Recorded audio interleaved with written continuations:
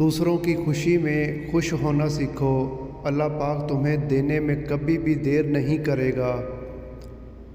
کچھ لوگ اونچائی پر جا کر بھی اور چھوٹے لگنے لگ جاتے ہیں۔ کچھ ایسے ہو گئے ہیں اس دور کے رشتے، اگر آواز تم نہ دو تو وہ بولتے بھی نہیں۔ پرانے دوستوں کی ایک خوبصورت ادا یہ ہوتی ہے کہ کم وقت بوڑھے ہو جاتے ہیں لیکن بڑے کبھی نہیں ہوتے۔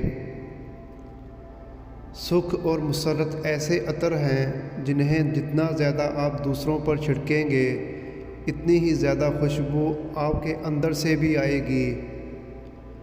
شرط کے بعد بدترین گناہ اللہ پاک کی مخلوق کو تکلیف پہنچانا ہے۔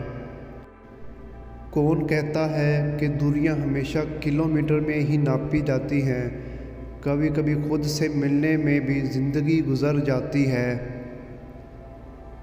ایک بابا جی کہا کرتے تھے کہ پتر، قسمت تو اس زمین کی تھی جو ہر وقت میرے آقا صلی اللہ علیہ وآلہ وسلم کے قدموں مبارک کو چوما کرتی تھی۔ دوسرے لوگ آپ کو کس طرح دیکھتے ہیں یہ بات معنی نہیں رکھتی، البتہ یہ بات ضرور معنی رکھتی ہے کہ آپ اپنے آپ کو کیسے دیکھتے ہیں۔ اچھا انسان وہ ہے جس کو ثابت نہ کرنا پڑے کہ میں ایک اچھا انسان ہوں، بلکہ اس کا کردار اس کے اچھے ہونے کی خود گواہی دے۔ ہم اکثر بڑی بڑی خواہشات کے پیچھے چھوٹی چھوٹی کامیابیوں پر خوش ہونا بھی چھوڑ دیتے ہیں۔